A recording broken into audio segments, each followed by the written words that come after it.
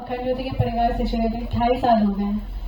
मतलब यहाँ आने पे बहुत सारे सवाल होते हैं मन में कि हम यहाँ आ रहे हैं, क्या ये मेरा फैसला सही था, नहीं था।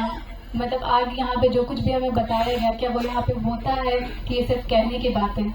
मैंने यहाँ रह के जाना है कि अखंड ज्योति सिर्फ वादे करता ही नहीं, वादे को पूरा भी करता है। तो इसका मैं आपको बताती हूँ कि कैसे मैंने अपनी लाइफ में जो जो कुछ सीखा, यहाँ पे क्या क्या सीखा वो मैं बताती हूँ।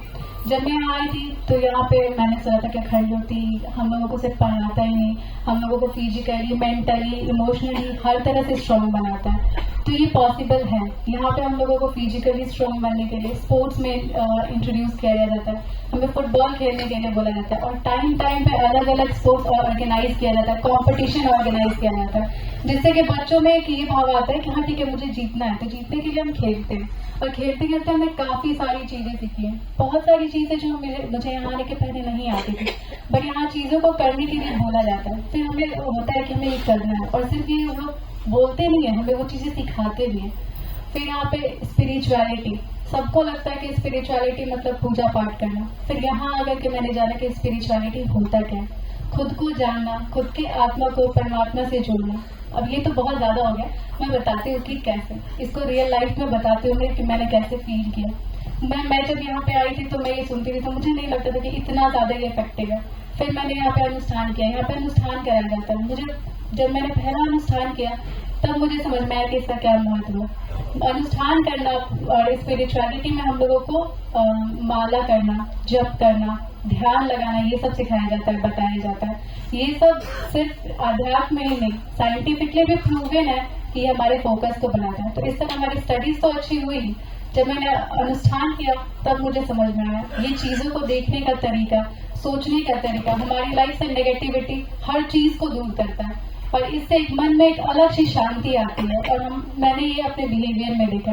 पहले मैं चीजों को लेकर के बहुत नर्वस हो जाती थी, बट अब मैंने चीजों को लेकर के ये सीखा है कि ठीक है पहले इसको करके तो देखते हैं कि ये क्या है।